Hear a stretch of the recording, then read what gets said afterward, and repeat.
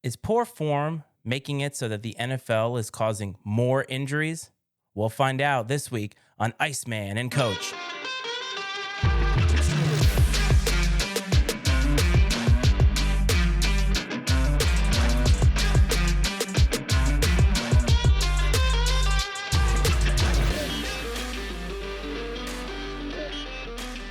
Welcome back, Icetime Nation.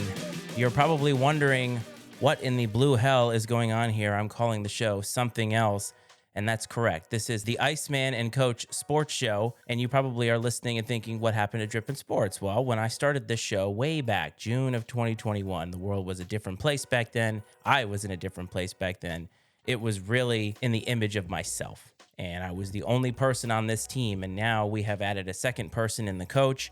And honestly, even in the back of my mind, I knew that it wasn't going to be the same and that at some point it was going to change. And now that we have found our groove, we are opening the era of the Iceman and Coach Sports Show from here on out. So, Coach, welcome to the show. The new era has begun. Iceman. Yeah, man, it is awesome. I'm really excited about the new direction, and I cannot tell you enough how much I appreciate you including me in all this. And it's super exciting. I do think that we are finding our groove and moving into a really exciting direction. At the very least, you and I are going to enjoy this process. Oh, absolutely. I mean, you have to enjoy the process. And if you think about it, this is the way I think about it anyway. Think about when Mike and Mike started, or any of the sports shows that we know today. Colin Cowherd, Jim Rome, they all started somewhere. And some of them added people, some of them didn't add people. But in the end, they all moved on and evolved in their own way.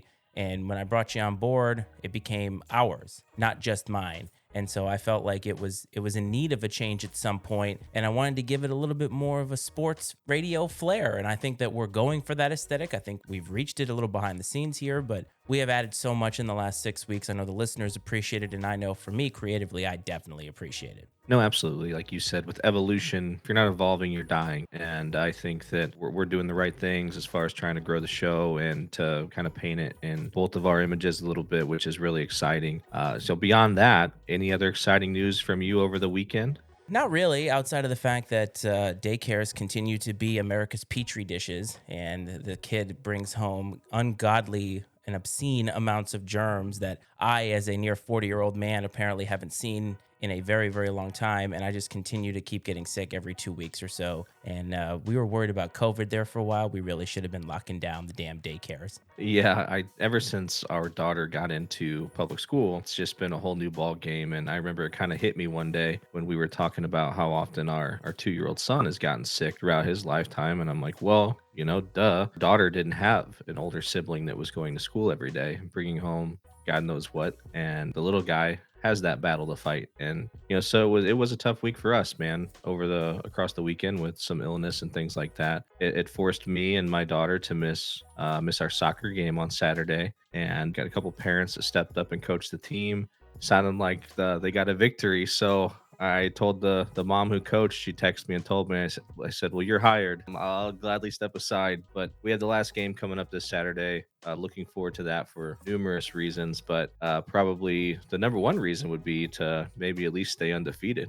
That is about the most indictment of indictments that you could have on your coaching prowess, leaving for 1 week and having them get the victory when you have had wins grasped from you, and literally grasped from you in certain aspects. But enough about that. I was going to ask for an update, but hey, there is no update to be made. So speaking of poor play, speaking of coaches not know what they're doing, you said something offline that I wanted to get into. Now, last week we talked about Tua, and I thought we had a really good discussion. I thought Alex had a great question. We talked about that, and I thought that we really kind of gathered ourselves and really got down to the bottom of the issue. Well, there has been some unintended consequences, I think, of what has happened since everything related to Tua. Obviously, the public outrage caused him to not play this week. And what we have seen now is a lot more head injuries. You pointed that out to me offline, and you had a theory that poor and sloppy play, specifically tackling, was leading to some of these injuries, at least head injuries, that you have seen in terms of what's on the field. But also, I think that the hesitancy now about the NFL and its optics is leading the referees to referee in a different way, to the point that we are seeing roughing the quarterback calls that really are just penalties for guys playing football. Yeah, there's been a little bit of an evolution to this. Step one, which was the right step, was to find ways to take the head out of tackling. The way that tackling was taught when I grew up playing youth football and the way that I was teaching it when I started coaching football were two totally different styles of tackling. And rightfully so, because the game had evolved a little bit to take the head out of tackling in the interest of preventing these traumatic brain injuries. So let's move forward to the game and the rules and how it's being officiated. You've seen year over year the protection that the quarterbacks get increase significantly. We've seen a lot more, now that the targeting rule is in play. I think that it's more geared towards the head though, right? It's always about the head.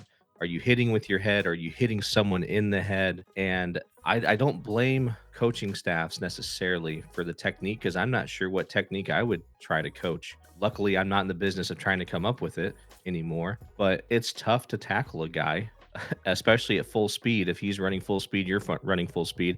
It is tough to make a tackle on a professional athlete or a college athlete, or really anyone for that matter, and not have the head be involved in some way, shape, or form. And I do think that what we're seeing now are more of these what I call wrap and whip style tackles, where you're seeing them grab someone around the waist, sort of throw their body around them, and then they rip the person down over their body, which is causing this whiplash situation where the back of the head is hitting the turf. That's what happened to Tua Hmm. twice, right? I saw it happen numerous times on Sunday in different games. And I'm like, this is the problem is the way these guys have to tackle now. It's leading to more head injuries. Now, I don't know what the answer is. I wish I did. In regards to the quarterback position, I was speaking to my dad about this. I said, it wouldn't surprise me if we get to a point where there's a timer, 7 seconds. If the ball's not out in 7 seconds, like the play's dead, just to avoid these crazy hits. And I mean, that would change the game completely. But if you think about how much it's changed already, it's insane. Some of the flags we saw thrown this weekend, Tom Brady one and the one on Carr last night were insane. And or maybe it just becomes where the quarterback's two-hand touch from now on. But it would not shock me one bit if we get to something like that at some point. The crazy part, though, is they're trying to legislate violence, but only for quarterbacks. Like, there's not as much of this in the skill position guys. And yes, they have tried to make it so that guys going across the middle, defenseless receivers or defenseless players, aren't as inbounds the way that they used to be. But it seems like quarterbacks are the ones getting these rules, making players less able to actually hit them. Like I said earlier, I mean, the penalties that you talked about, Brady and Derek Carr, those were basically penalized for tackling, legitimate tackling that we've seen countless times. I didn't see a dangerous aspect to either of those. And this is all from the Tua effect. But as you eloquently pointed out, it's been an evolution for a long time. And I think the fundamental crux of the issue for me is the NFL is trying to make a violent sport not violent. There's never going to be a way to do that unless, as you pointed out, you change the game fundamentally and make it so that it's really not football anymore. And I think that their ratings and their money will just plummet if they do something like that. You're absolutely right. And to kind of reiterate what you said about there being almost a different set of rules, or at least a different level of emphasis between the quarterbacks and the other players on the field, I think that the NFL will never say this, but my belief is the reason you see that is these quarterbacks dictate so much who watches and how many people watch these football games. You're not going to not tune in to watch, I don't know, name a team. You're not going to not watch the Bills if Stefan Diggs is out. That's not going to keep you from turning the game on. But if they said, hey, Josh Allen isn't playing this week or the rest of the season, you might as well cancel their season. I That's a mean, good point. yeah, we've seen backups come in and everything else, but like it is devastating to a team's production as far as wins, and also to the ratings and the money that's generated through people tuning in to watch these games. You're 100% right. And the NFL is going to watch their back. I mean, they talk a big game about the shield and all that kind of stuff with integrity. And they're trying to manage optics at every turn. And there's just no way that you're going to be able to do it in such a way that basically it's never violent. And I think the only path that I could see is that the violent sport that we know of football ends up being played by people who literally have no choice. It becomes almost a combat sport, the way that boxing and MMA are. And then you have another avenue where it's a lot less like what we know. Maybe it is touch football or flag football or who knows. And maybe there is an appetite for that. But I just think the NFL is in a terrible position. But now, though, I've seen a lot of banter back and forth, people saying you can't, on one hand, complain about Tua, but then complain about the officiating because they're directly correlated. And my argument all along has been we always overcorrect. It doesn't have to be football, it's literally everything in this country. We overcorrect all the time when something happens to the point that it takes away from what we originally knew. And so now, how are teams supposed to beat guys like Josh Allen, Patrick Mahomes, who already have an advantage because they're so skilled? And now they're going to be able to basically do whatever they want because if they're in the pocket long enough and they get hit, it's going to be a flag. And that is game changing a lot of times. It absolutely is. And you see sometimes the ones that aren't called and these quarterbacks' reactions. They'll look at the official and they'll throw their hands up like, hey, why aren't you calling this? It's like, man, these guys have come to expect almost any time they are taken to the ground or contact is made with them that there's supposed to be a call made. It's absolutely insane. And you're right when you mention optics. That's what they're doing. The NFL is trying to manage optics at every turn. But I'll say this much. I think they do it as good or if not better than any other pro sports league. Oh, for sure. I mean, because people are still coming to games in droves, they're still watching it, paying money. I mean, it's a $1 billion industry. So you're absolutely right about that. But one other point I want to make and I want to ask about is the fact that what about quarterbacks like Lamar Jackson or Kyler Murray, guys that get out of the pocket, who use their legs to actually get big chunks of yards? What we traditionally know is that once you leave the pocket, you're fair game, whether you're a quarterback or not, you become a runner. And how are the officials going to handle it when a guy like Lamar breaks free and gets absolutely lambasted out on the field? Is that going to be roughing the passer now? Is that going to be unnecessary roughness? Is you think we're going to see some stuff like that? Because again, as you pointed out, guys have to tackle differently. I just think it depends on the nature of the tackle, but I agree that once you leave the pocket, or maybe we could even extend it as far as to once you cross the line of scrimmage, you're a ball carrier, and Hmm. you should be able to be treated like a ball carrier. One thing that I kind of have a problem with that I've seen a few times is the fake slide. I don't think you should be able to fake a slide if you're a quarterback because the second you start your slide, those guys are supposed to not touch you. And I think it was in a college game somewhere I saw a clip of a quarterback who like went to fake a slide and then ran for another 10, 20 yards or something. Like that should not be allowed. If you fake a slide, I mean, it should be a 15-yard penalty or something very serious because the intention of the rule is to protect you and you should not be able to use that to your advantage. Do I think we'll see more aggressive calls against quarterbacks when they become ball carriers? I don't think so. I do think that the fact that Lamar and Kyler are these prolific runners hurts them more than anyone else. While it's such a great weapon, you see these teams reluctant to offer them long-term deals because they know that they're one hit away from not playing anymore. Shorter shelf life for sure. Speaking of a short shelf life, the St. Louis Cardinals, your cousin Alex came here, was very adamant about the fact that the Phillies couldn't hit, they couldn't put balls in play, and the Phillies swept the Cardinals right out of the wild card round, and they are back home.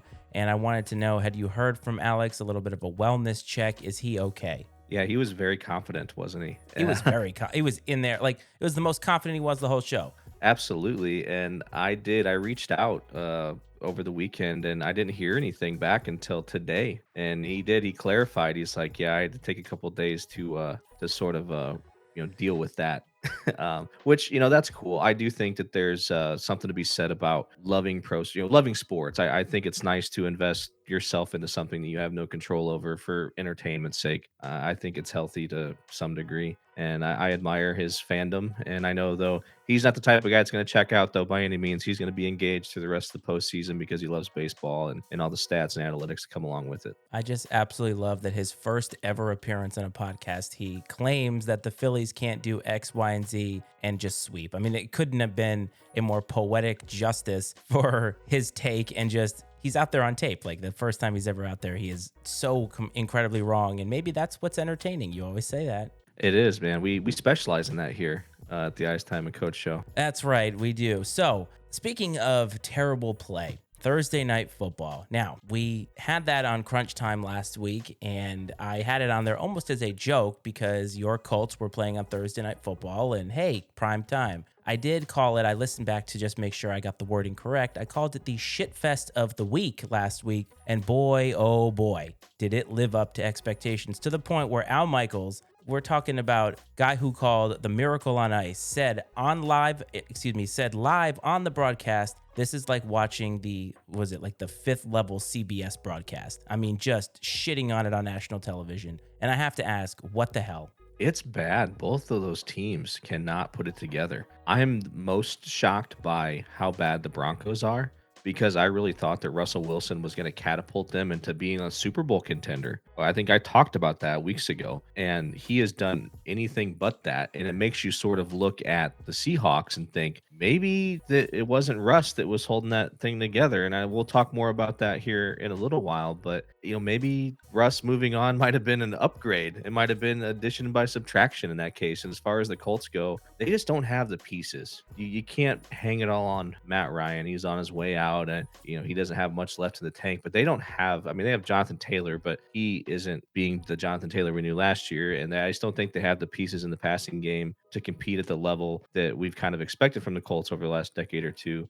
And interesting. I saw a stat where they talked about how Carson Wentz, when he was with the Colts, he was like the ninth rated quarterback or something like that. And even he wasn't necessarily the problem in Indianapolis. It's more of a wide range lack of talent issue. You can forgive the Colts for their performance because coming in, they didn't have Jonathan Taylor. He was out. And they don't have a lot of pieces to your point. They're playing in Denver. It's a tough place to play. But just given the start for the Broncos, I don't understand what's going on. We thought it was Nathaniel Hackett for a while, but I've been very adamant that I didn't think Russ was that kind of guy. I've kind of disagreed with you. We didn't disagree on air, but I've kind of always had that mentality that maybe Russ isn't the guy everybody thinks that he is. And what we're seeing here is just, it's terrible. I mean, to the point where there was a flashback. Richard Sherman was one of the people doing the game, at least in terms of the halftime crew. And at the end of the game, they had to get 1 yard. It's like fourth down or something like that. And they didn't run the ball. They passed and they couldn't get it. And he was losing his mind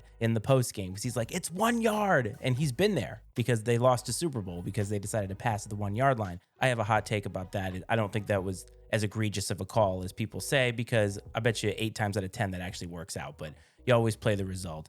Anyway, I find it interesting, but there was news this week that basically said that Russ is playing hurt. And I don't want to downplay an injury from a guy. It just feels very convenient. Yeah, if you're hurt, why couldn't you be hurt 2 weeks ago, 3 weeks ago? Why do you wait until your back's against the wall to throw out an injury? Or I want to say an excuse, and maybe that's not a fair statement, but I don't think that he is. You were right. We kind of talked about it off air. You were right. I was wrong. I really thought he was gonna, like I said, catapult them to the next level, and that has not been the case. I don't think it's victory lap time. I mean, you're 6 weeks into the season or 5 weeks into the season, but it just feels like something isn't right. And it's the whole situation. And Russ, to me, he's such a company guy. And I'm not sure he's the kind of personality that can come in, go into the coach and say, hey, something's not right here. I think he's actually saying yes, sir, no, sir, all the time. And I think that's to his detriment. And that's one of the things we heard in Seattle with the Legion of Boom, that he didn't really get along with a lot of the players on that defense. I think what they said was he wasn't black enough. And I can't speak to that, obviously. But my point being is, like, is he so corporate and so yes man that potentially that hinders him from being able to come into this team and take over? If he's that talented, shouldn't he be able to take over and have a little bit of leeway? Like the Rodgers, the Bradys, the Mahomes, those guys are talented enough that they get a little bit of a pass to ad lib. Well, and I thought part of the reason he left Seattle is him and Pete Carroll butted heads a little bit. Maybe I'm not accurate on that, but I've also heard that in Denver, he has like his own specialized individual locker room or something. That to me doesn't scream like team guy to me, anyways. And maybe there is a locker room situation there. Maybe those guys can't bring themselves to rally around him and or whatever else. I don't know. I can't speak, I guess, to what type of teammate he is because I've never been there, done that. But just some of the rumors I've heard, it doesn't sound great. All right, let's get off of bad football. I want to talk about good football. Well, actually, questionably good football. So, the NFC East, which I think you and I both agreed coming into the season was mediocre at best. We saw one pretty good team, and the rest of them were probably going to be middling around mediocre or below average. And we're sitting here today. It is October 11th when we are recording this episode. The Eagles are 5-0. The Cowboys with Cooper Rush are 4-1. And the New York Football Giants are 4-1, each winning this week, and the Giants getting what has to be the most impressive win, beating the Packers in London. Is this the best division in football? On paper, yeah, I guess. But in reality, I don't think so. I haven't seen anything from the Cowboys or Giants that like jumps off the page at me. But again, they keep going out and finding ways to win. I was really thinking that was it Sunday night, the Rams were gonna have their way with the Cowboys. That just wasn't the case. I was sadly disappointed. Was it Sunday? Yeah, was it Sunday night? Right? Was the Rams Cowboys or It was was it? in the 425 hour. Okay. Yeah. But it felt like Sunday night then. Anyways, I really thought that the Rams were going to come out and sort of put them in their place, and they did not do that. The Eagles are 5-0. I have not been a believer, but you can't sit there and argue with the record.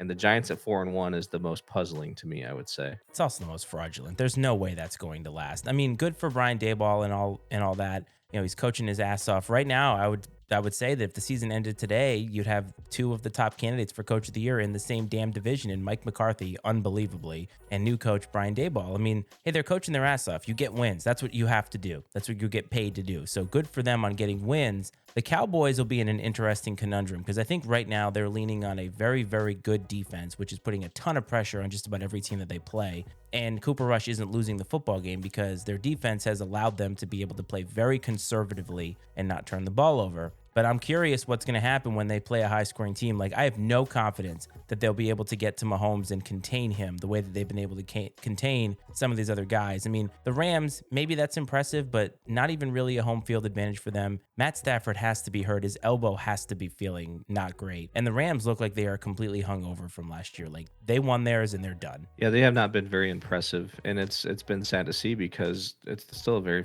talented group for sure, well coached. To your point about the Cowboys and Cooper Rush, I don't think that the gap between Cooper Rush and Prescott is that great, and that's Whoa. not because I think Cooper Rush is that good. I just don't think Dak Prescott is that good, and so the gap I don't think is that large. I get that Dak Prescott is the shiny expensive thing, but if you look at production on the field, and granted we're only going through a few games, but if you look at production, the gap is not great. And you may have a quarterback controversy at the end of this year. We'll see how the rest of the season goes, but I think it's possible. Ladies and gentlemen, the start of the Cooper Rush fan club right here. Good Lord. So you really don't think that there is a chasm between the two of those guys? No, it's because I don't think Dak's that good. I've never been overly impressed with Dak. I think he's been a little overrated, and because of that, I don't think that there's a huge discrepancy. To be fair, he's had a lot of weapons recently, and they've really not done anything of substance and making the playoffs fine, but they haven't won a playoff game yet.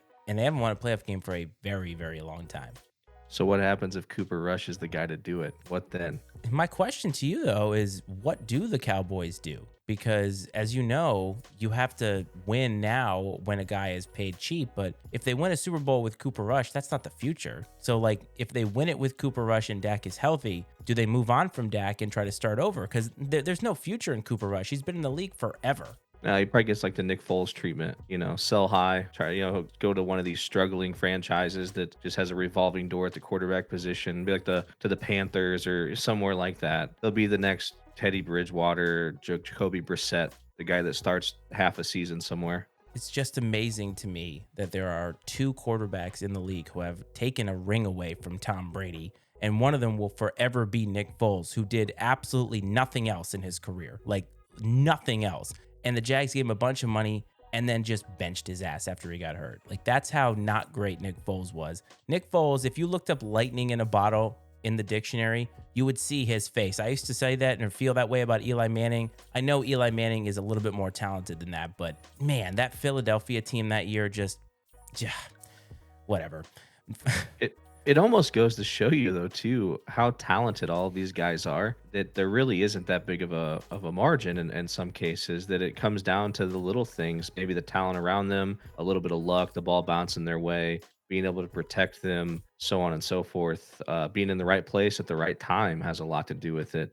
And Tom Brady, if Drew Bledsoe never gets hurt, maybe we never even freaking hear of Tom Brady. It's just unbelievable and super fascinating how some of these circumstances play out. By the way, that recently was on TV because I think it was the 20-year anniversary or 21-year anniversary of it. And that hit on Bledsoe, I'm not even sure that it got a penalty back then. So think about how much the game has changed. You got a punctured lung on that play. And that was pretty much like, yeah, it's part of the game now. Nope, absolutely. The game has changed so much. Man, that hit was brutal. I used to love Drew Bledsoe, but quarterbacks I don't love, and apparently neither does Ron Rivera. Did you hear his press conference this week when asked directly what was the difference between the Washington Commanders and the rest of these successful teams in the NFC East? Quarterback.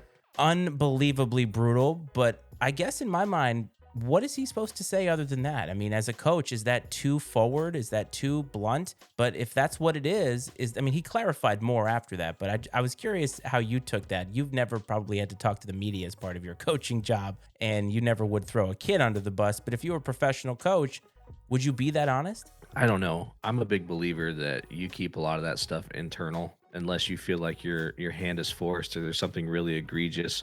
Maybe the player's a gigantic asshole or something like that. Carson Wentz doesn't strike me as that type of individual. I think that you handle that behind closed doors. Carson Wentz is a pro. He's been a pro for a while. I'm sure he knows he's not playing very well. And he's really not even playing that poorly. Statistically, he's not playing that poorly. I think I heard Alex Smith kind of teed off on Ron Rivera on the Monday Night Football broadcast, I want to say. And Probably some bad blood there.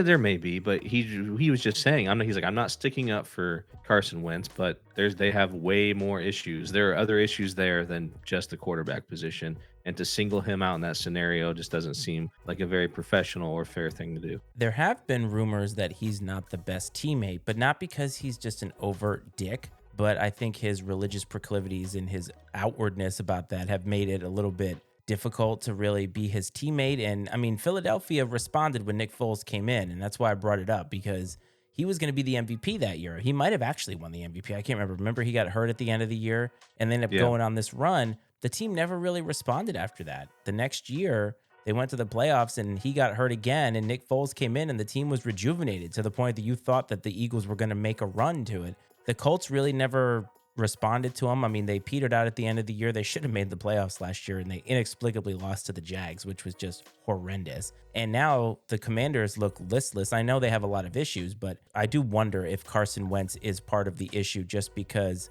he's not that good, I don't think, but also maybe he's not the best teammate in terms of just being able to work with him and relate to him. Yeah, he's surely part of the issue, but I think that there is plenty to go around in Washington. For sure. Couldn't be happening to a worse organization, too, by the way. Speaking of organizations that have been middling in mediocrity, the Detroit Lions. So these are your Detroit Lions, coach. Man Campbell, coming into the season, was the most betted on coach to win Coach of the Year. And they traveled to Foxborough, Massachusetts. And Bill Belichick with Bailey Zappi. I'm going to say that name again because it's comedically funny. Bailey Zappi. He is a starting quarterback in this league now. And they went to Foxborough with their highest scoring offense in the league and put up 0 points against a third string quarterback in New England and left the building 1-4, having lost 29-0 to the New England Patriots, who are nothing special. Man Campbell is on his way to being fired. Yeah, and I hate to see it because he seems like a really likable guy, the type of guy I'd love to sit down and have a couple beers with. So that makes me upset to see it happen to him, and it's only a matter of time, I'm sure. I'll say this much, and it doesn't go very far in the NFL, but he has his team playing hard. I think they play hard. I think they give great effort. I think they're bought into his whole mantra, and they're sort of an embodiment of his personality, which is great to see because you don't see that all the time. But at the end of the day, if it doesn't translate into wins, you're not going to be there for very long, right? NFL stands for not for long, and Dan Campbell is not going to be in Detroit for long, unfortunately. And I'm amazed every time people start to doubt Bill Belichick. You've been high on him, and you even said, I don't want to stroke him too much, but this is the quintessential Bill Belichick game. You got a team coming in. I know the Lions were 1-3, but they've kind of been that plucky team, scoring a lot of points. People have been getting behind them the way you have. And Bill Belichick has been told he's not the same without Brady. He can't coach anymore. The game has passed him by, and he does exactly what he has to do. The defense plays well. Bailey Zappi does what he has to do. I think it was 17-21 for a $188. I called him Sam Bradford, and they did efficiently win the football game, and that's what they need to do. And to me, that's why you have a guy like Belichick, because he knows so much about the game, and there's no way that he's going to be fooled into losing a game because he's seen everything. No, I love Bill Belichick. I think that what he's been able to do there, especially after Tom Brady, has been outstanding, and he does not get enough credit for his part in the dynasty, which is unfortunate. But I do think the history will reflect fondly on him and his legacy. He's definitely the best NFL coach we've seen, at least in my lifetime. And I don't know that you can really even argue with that. And the fact that he's still doing it at a high level with, definitely lesser talent. I don't think anyone could look at these rosters and compare them to the ones he had when they were running off Super Bowls. Definitely outdoing his predecessor in New England, Pete Carroll, who is surprisingly still employed in Seattle after some of the bad teams he's had over the years. By the way, one of the best facts ever about the Patriots is that Matt Patricia is the offensive coordinator, former Lions coach who they had to fire because he was so bad and ends up having that game. It's amazing. But yes, the Seattle Seahawks. So at the end of last year, I was on the train that Pete Carroll needed to retire. I said that he was done because it seemed as if his success was more in the past than it was in the present. And Russell Wilson gets traded. We hear a whole bunch of things. They end up getting Drew Lock and they have Geno Smith, who they've had for a while. Geno Smith has been widely panned for many reasons as a pro quarterback. He had a great career at West Virginia. And so we all thought the Seahawks were going to be bad. They lost this week, but Geno Smith might be playing some of the best quarterback in the entire league. I was looking at his stats today. The guy is slinging it, and he's making Russ look bad. And I'm here to ask you, is it possible that Geno Smith could be an MVP candidate or in the conversation for MVP right now? No, he's not going to be in the conversation, unfortunately for him. But because I think he's a great player, he's got exceptional arm talent, and there's no denying that. If you watch the guy play, he can sling it, and it's fun to watch. I do think eventually they'll level out in Seattle. He'll kind of regress to the mean per se. But that's not an indictment on him. I mean, if he had this talent all along, he would have been starting somewhere all along. Like you mentioned lightning in a bottle. Maybe he's caught a little lightning in the bottle. He's going to ride that wave for as long as he can. But we've seen Ryan Fitzpatrick do this several times where he catches a hot streak and looks fantastic and things like that.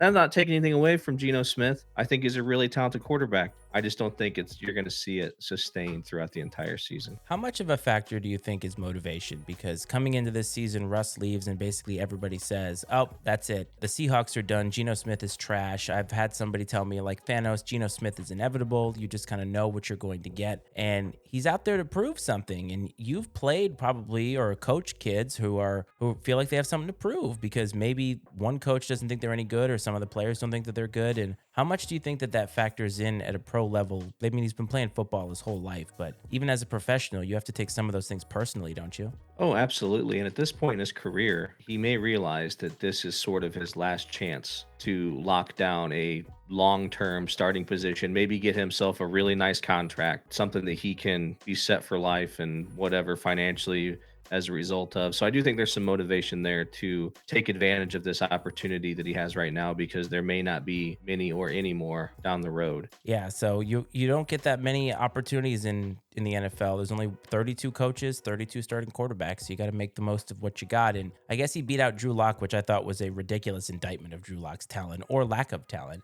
And I think he's proven Pete Carroll right. Like Pete Carroll chose the right guy at least for now, and they're just going to ride with it. Just like the Bills are riding with Josh Allen. Holy shit. The Bills are insanely good. I was high on Josh Allen when he came out of college. I remember, all the pundits, the one that sticks in my mind was Colin Cowherd talking about how he thought that he was inaccurate and yeah, he's got a big arm, but the accuracy issues and turnovers, interceptions, blah, blah, blah, blah, blah. Didn't play a competitive schedule at Wyoming. How's that going to translate to the NFL? And I'm like, man, you watch that guy play, and I'm like, he's a dude, and he's been that guy. And at the same time, I think, Coward kind of lost credibility for me anyways, because I remember he was super, super high on Josh Rosen and thought Josh Rosen was just going to be a killer in the pros, and he was absolutely not at all by any stretch of the imagination. But back to Josh Allen, it's so much fun to watch. So much fun to watch. Like if I had someone who had never watched the game of football before and they're like, hey, show me this football game you're talking about, I would be like, let's wait until the Bills play. You need to watch Josh Allen and Stephon Diggs for 3 hours.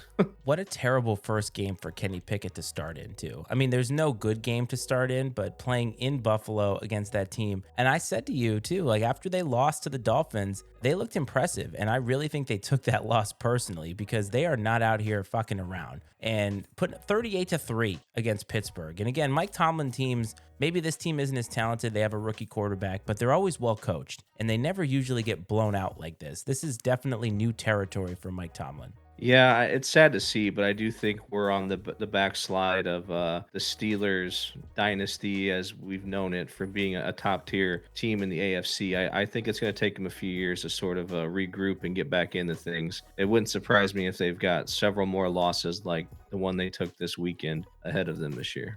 I just feel like the Bills are the clear best team in the NFL right now, at least again, the way that they're playing. Doesn't mean that that will end up in a Super Bowl ring, but they're certainly ascending and they seem to be heading in that trajectory. But it's only October, so there's a lot of football to be played, except for Matt Rule. Matt Rule, former coach of the Carolina Panthers, was fired after an abysmal outing against the San Francisco 49ers. I mean, the 49ers put up 37 points. The Jimmy G led 49ers haven't really done that a whole lot. Baker is hurt. He's going to be out 2 to 4 weeks. I did read today that apparently the Bills called up the Panthers and asked about Christian McCaffrey. Seems like the Panthers are in a complete rebuild now, and Matt Rule is probably going to go back to college, I would think. But what did you think of the firing this early in the season? It didn't surprise me. We'll probably see a couple others here pretty soon. Dan Campbell being one of them. So it's not shocking, I think, especially with some of the other issues they have there with the quarterback position. You might as well just rip the band aid off, burn this thing down, and rebuild it. It wouldn't surprise me if you do see McCaffrey traded at some point in time because I don't think that he is going to be, he doesn't have enough meat on the bone to survive a rebuild. I don't think to where he could be a part of a winner. I know that the turnaround time in the NFL is a little shorter than it is maybe at the college level or in other pro sports, even. But I just think that you might as well pile up some draft picks so you can rebuild this thing and go ahead and deal McCaffrey. The Baker thing, I've always been kind of a Baker fan. I like him a little bit. I like the chip he has on his shoulder.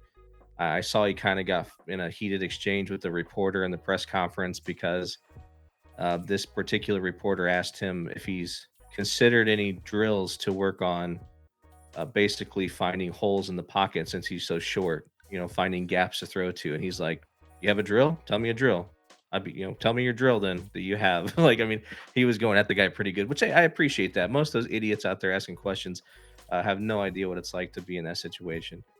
So, no, I don't, I'm not surprised though. I'm always kind of puzzled or skeptical when you see these college coaches jump to the pros, especially the ones like Matt Rule. He had a good little stretch at Baylor, but it wasn't crazy, and to see that jump, and like we talked about Cliff Kingsbury taking that jump from Texas Tech to Arizona, some of those are kind of puzzling to me when they happen. Traditionally, some of those college coaches don't really work out. I mean, Pete Carroll came from college to the pros, but he had been in the pros. He was the Patriots coach after Bill Parcells. So he'd gone and kind of figured some things out and was very successful at USC. And I think he learned a lot from having failed in the NFL. But when you go right from college to the pros, it's a really difficult transition because Urban Meyer found that out. You can't treat the pros the way that you treat the kids that are on scholarship. And these pros are making more money than you are in some cases. So it's a different culture. And I think Matt Rule, to me, hadn't coached enough high level, college or even been like a coordinator in the NFL, at least to my knowledge. So I think it was just very, very difficult. But remember last year they fired Joe Brady, who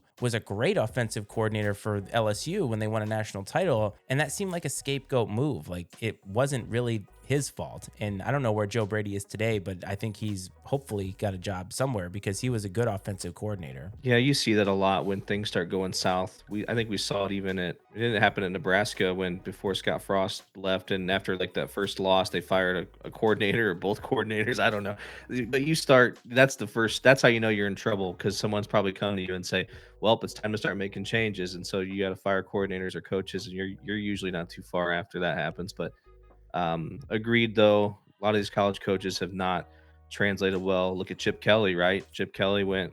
I mean, he had a little bit of success, but nothing sustainable. And then now he's back at the college level, doing pretty well. Great transition, by the way. So, their NCAA, we had a lot of things actually to talk about. There's no way we could get to all of it. I mean, I guess we could talk for like 4 hours and do that, but who's going to listen to that? I have to ask you a fundamental question. Your boy, Jimbo Fisher, seems to always like kind of come back. He's like a buoyant buoy. He just keeps like bouncing up and down, up and down. And they played Bama tough this week. Is there such a thing as a moral victory for him at this point? I mean, is losing to Bama by only 4, does it really matter for them? Because their season's pretty much cooked. I do think it helped because if they would have got the doors blown off them by Bama, we might be talking about him being fired this week. And so he's another one of those guys that I think he's on a week by week basis. I know there shouldn't be any moral victories, especially at that level, but I do believe that they think it is one, even if it was against a backup quarterback, right? Yeah, and Nick Saban seems to have trouble with teams from Texas this year because that's now two games in which they have struggled and had to basically claw their way out of the stadium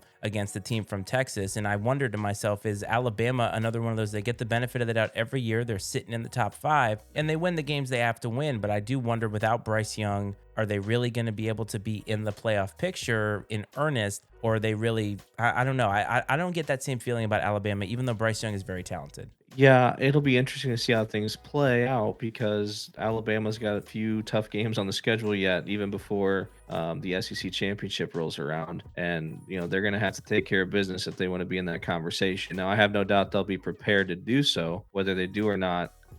I think it's going to have more to do with how their opponents play than how Alabama plays. I think Alabama's going to come out and be Alabama, but have these other teams taken big enough steps to be up to the task? And a little bit of a preview, Tennessee rolled over your boy Brian Kelly at LSU. It was a whitewash, 40-13. Tennessee is for real, and LSU is not quite for real, despite having a number next to their name this week. They got the doors blown off them at home. I think it was the worst home loss for Brian Kelly ever.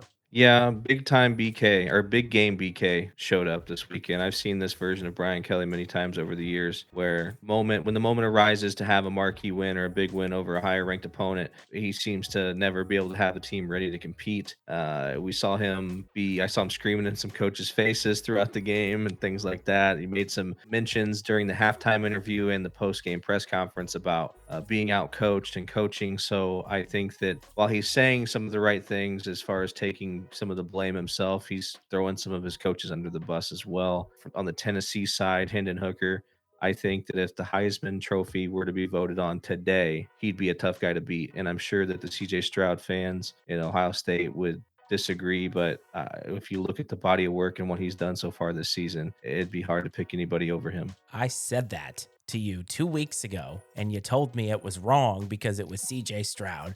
So eat a fat one the way that you I talked. hey, I stand corrected, man. I stand corrected. He looks so good. Now I'll say this much though, in full transparency, Saturday is the first time I've watched him at length, for a whole football game, and I was really impressed. Yeah, yeah, yeah. And you think we don't ever disagree. But, the SEC, man, we always talk about this every week, how each of these teams is so good. And the talent, even for teams that are kind of bottom feeders in the SEC, those teams are probably better than most of the other teams in other divisions. And at South Carolina, who's really a joke, and they haven't really been successful since Spurrier was there. Maybe they have a win or two here, but they beat Kentucky and they find a way to win. And it just shows you how tough the SEC is. And even if we think a team is ascending, it takes one loss and then next week they lose again. And Kentucky now is reeling and South Carolina gets a big win. And Shane Beamer, Frank Beamer's son, I have a little bit of a soft spot for the Beamer family, of course. It was nice to see him get that signature win because I know a lot of people that live in South Carolina who were getting a little frustrated.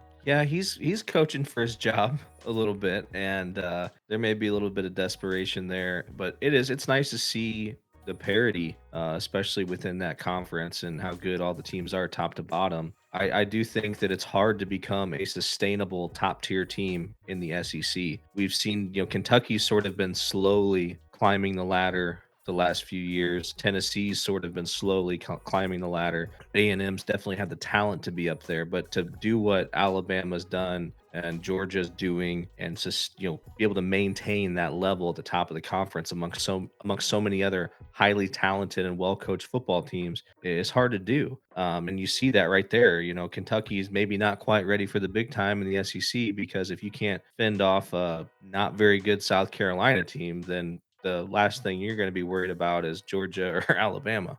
And think about what you just said. Alabama and Georgia are consistent, but think about how many years it's taken for some of these SEC schools to be ranked, even. I mean, Kentucky was bottom of the barrel. There was a guaranteed win on your schedule many years. It's taken them years to even get there. And then to not even be close, it just shows you how difficult the SEC is. And when you come in as a new coach, and Brian Kelly is finding this out, it's not as easy as you think it is. Just because you have a lot of success doesn't mean that you're all of a sudden going to go to an SEC school and you're going to jump right in. I mean, good for him recovering from that first week loss, but they rattled off 4 straight wins and then got absolutely creamed the next time they had a good opponent. And so Kentucky even being in the conversation just shows you the strength of the conference, but also it's hard to do. And your boy, Mike Leach, is doing it now. Got another big win this week, crawling up into the top 15. I can't wait because he's got a couple trap games, I'm sure, coming up. You know, he always is due for one of those stupid losses. Oh, absolutely, and we'll talk about that in crunch time because I see that game on the docket. So we'll kind of discuss that further when we get to that point. But one thing as far as about the SEC goes, that I do have a beef with is some of the bottom feeder teams, and those teams that come to mind, like Vanderbilt and like Missouri. South Carolina, you could even argue that even those teams, kind of pound their chest like, yeah, it's the SEC, it means more. And I'm like, when's the last time you won a game in the SEC, type of thing. They kind of ride coattails a little bit, but and Mississippi State has traditionally maybe been one of those programs, and Mike Leach has them rolling. I love that guy, and yeah, they're gonna have their work cut out for them. They've got a lot of tough games left on the schedule, but I would love nothing more than to see them keep winning. I would love for Ole Miss and Mississippi State to be undefeated when they play each other. That would be fantastic because that game hasn't mattered in a really long time. No, it would be fantastic. It'd be absolutely awesome. And Lane Kiffin's another guy, man. I kind of got a little soft spot for. You do. And speaking of teams that I have soft spots for, the Kansas Jayhawks, I don't really want to say soft spot, but I've wanted to give them a little bit of a highlight because they have been terrible and they played pretty well against TCU. And I know you said they were going to win handily or comfortably or whatever the word was. And I call them scrappy. And again, maybe that doesn't mean anything. It's a moral victory, but I think they had their first primetime game. College Game Day was there, which is pretty incredible that they went to Kansas. Think about this for a second. And so to play well and not get blown out on national television, I think that's a good thing for the program. It seems as if they're playing in a positive direction. Kansas State wins, and they're gonna be ranked still. So it's amazing to see these schools and in these areas that we've been just not really paying attention to play well. You hope that it lasts for as long as it can because, as you pointed out, parity is the best thing that could happen to college football. Yeah, I think it's awesome when you have teams like this that pop up for a year or two and they're competitive and definitely when they're having more success than they traditionally have. The unfortunate part about it is these successful seasons usually lead to these coaches that build that up being hired away. And now you're back to square one. I hope that doesn't happen maybe in this case, but it likely will. I'm sure that the head coach at Kansas and even Kansas State will be hired away to better higher marquee positions. And but that's just how the wheel turns. And we'll probably talk about that when we get to college basketball because I'm sure that plagues Bradley every now and again. Unfortunately, we've kind of talked about this. Me and my dad talk about this all the time. They've never, in my lifetime, they haven't had a coach that was hired away for a better job, and it's almost because they stayed too long. They didn't leave soon enough. When I was a kid, that coach was, Jim Molinari, and Bradley made the NCAA tournament in '96, had a really good team. They had made the NIT consistently. I mean, I think they fired him after making the NIT for like 5 straight years, and they fired him. That's how highly Bradley, I guess, thought about themselves. But I heard he had interest at like St. John's and places like that. And whether he was offered those jobs or not, I don't know. But ultimately, he probably could have left and taken a better job at some point. And then his replacement, Jim Les, maybe same type of deal. After the Sweet 16 season, he probably could have parlayed that into a better gig, and he stuck around a little too long, ended up getting fired. So I don't know. We'll see what happens to the current coach, Brian Wardle. He's pretty good. They should have a pretty solid team this year. And it wouldn't bother me one bit if Bradley turned into one of those springboard type jobs, like like you saw Butler be for a long time, or some of these other mid majors where you're just a stepping stone for great coaches. Because if they're that good and they're getting hired away, like you're always going to get the next best guy in most cases. I guess I never considered a guy staying way too long and overstaying his welcome. And I guess in college basketball, you see that more at these schools where guys will stay for a really, really long time because they have some success. But a lot of guys now are kind of skipping town. So I guess that means you've kind of made it as a mid major when that happens. But in football, it's inevitably going to happen all the time. You're never going to have the guy, the days of Frank Beamer, those are over. Guys are never going to stay at schools like that for very long because they want to take that stepping stone. I mean, if Brian Kelly left Notre Dame, when he probably could have been the Notre Dame coach forever, unless they all of a sudden started being really bad. And then he just decided, I'm going to go to the SEC. That means every single coach is in play at this point.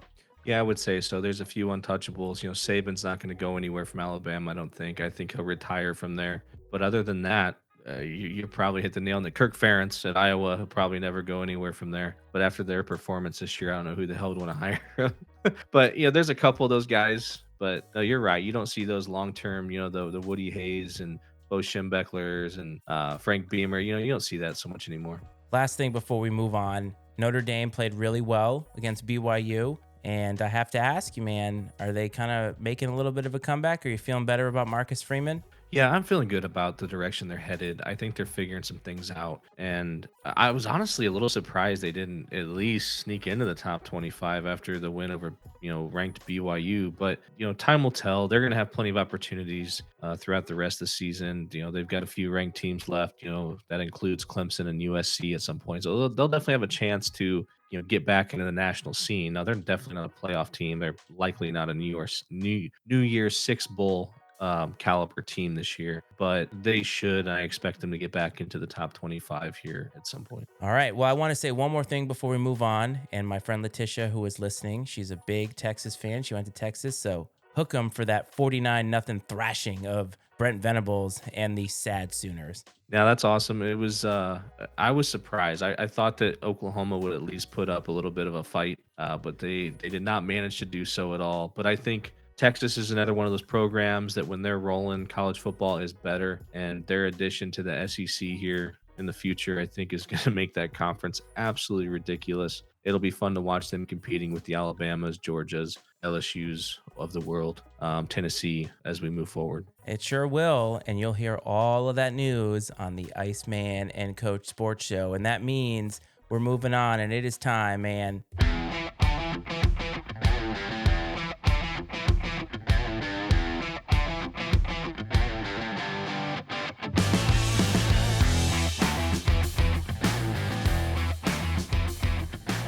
It's time for that weekly segment, Crunch Time, where Brad and I go back and forth, rat-a-tat-tat, and give our thoughts about 10 games throughout the slate in sports. And we are going to start. But first, Brad, I've got a little bit of a surprise for you. Do you remember NFL primetime?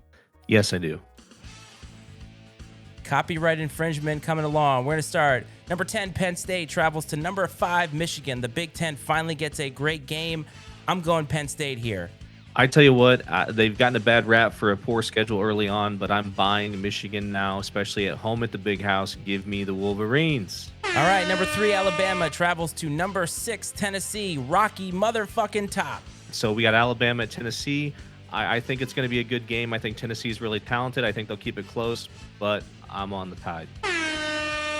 Number 8, Oklahoma State. Brad's pick of the week, I'm sure. At number 13, TCU. It's that time for Oklahoma State to be losing because Brad loves them, so give me the Horned Frogs. Love me the Cowboys. I'll take the Cowboys on the road to assert themselves as the best team in the Big 12. Sorry, Horns.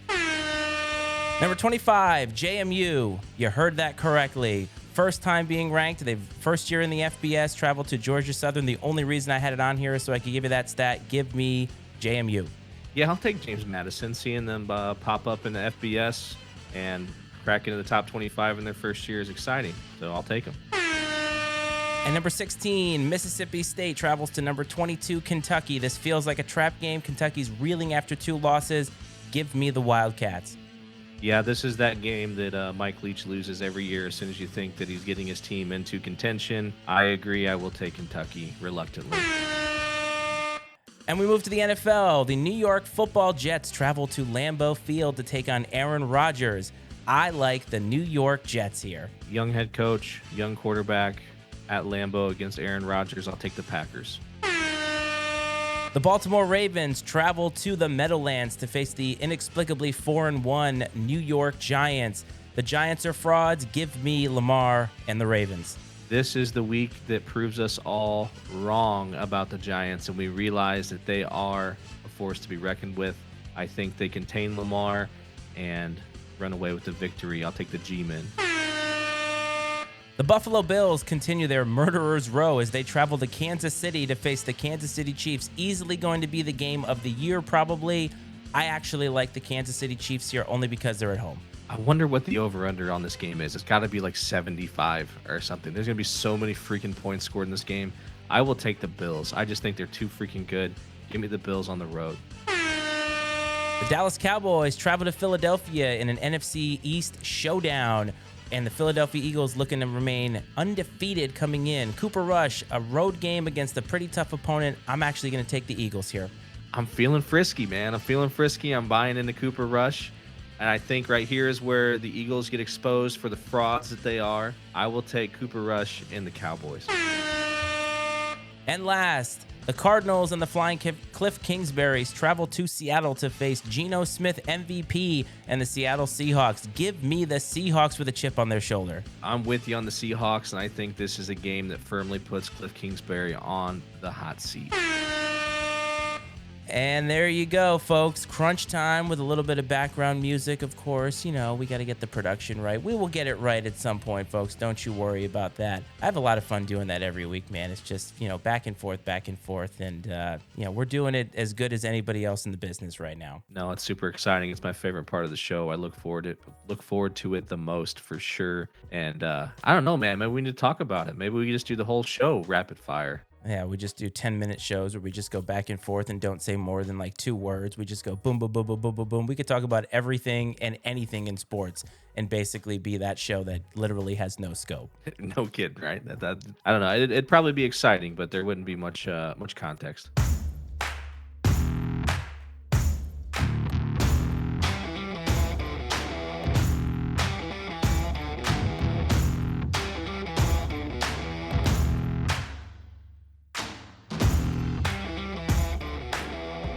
That sound means it is time for OTW, where Iceman and Coach give you their own personal flair, and we always start with the Iceman's stat of the week. So, harkening back to your pick of the week last week, the Chicago Bears, I found a wonderful stat about the Chicago Bears franchise that I wanted to share with all of you because it is just hilariously funny. Tom Brady has 23,996 career passing yards and 174 touchdowns in his 40s alone. That's 500 more yards and 20 more touchdowns than the Bears' all-time passing leader, Jay Cutler. Tom Brady playing only in his 40s would be the Bears' leading passer in team history. That's absolutely insane, but I'm not surprised by that stat one bit. I've watched a lot of terrible Bears football in my lifetime. That doesn't surprise me at all. Unbelievable. And one more thing before we get to the other main segment here. Blake Bortles recently retired, ended his career having been paid $48 million. So congratulations to him. Blake Bortles played in 78 games and threw 75 interceptions. So not a great stat. Stellar, man. Stellar. Sign me up for that job.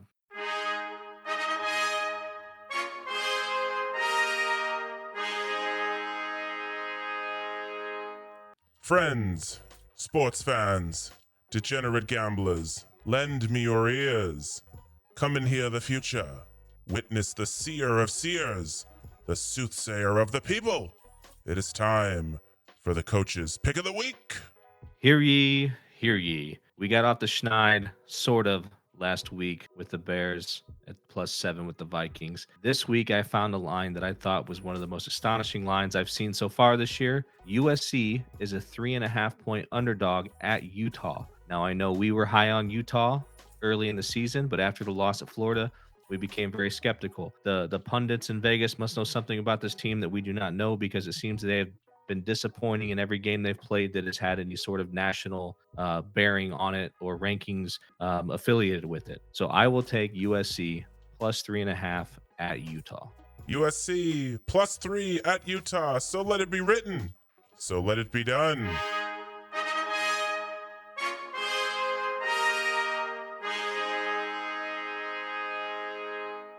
And there you have it, folks. OTW is over, and we have reached the end of the show inexplicably. It goes by so fast, my man, but I hope you liked the little medieval flair. Last week, we kind of stumbled upon something funny, and I gave you the stained glass treatment for anybody who's watching on YouTube, the coach in stained glass form. I think you look pretty good, man. Yeah, I might have to see if I can get that and make it like my profile picture or something on social media. It'd definitely be an upgrade. I do like it. Now, unfortunately, being 1-3-1, it's not as sexy as 1-4. But hey, you know what? Having that tie there, everybody loves making fun of ties, and it's like kissing your sister. So there you go, man. 1-3-1 heading into the next week. Hey, we'll take it. It's better than a loss, and we're moving in the right direction. I think that I feel really good about this week's pick, and we'll see how things play out on Saturday. And there you go, folks. We have reached the end of the show this week, the Iceman and Coach Sports Show. It's going to take me a while to get that. I've been calling it Drippin' Sports now for a year and a half. But Brad, do you have any parting thoughts for Icetime Nation before we get out of here? No, nothing great. Just another great show, another fun show with a lot of content that I enjoyed. It gets better and better every week. And then I think going into maybe our first weekend that is kind of, I won't call it packed, but it has a decent slate of games that have some meaning to them, especially on the NCAA level. So looking forward to that. As am I. Before we get you out of here, don't forget to check out the Pub Time podcast, where you can find Coach in his other form, and MattySmedia.com for the other podcasts that I'm a part of and what we support. It means the world to us. If you're listening on Apple and Spotify, give us a follow, give us some stars. It means the world. Brad, until next week, this is Iceman and Coach.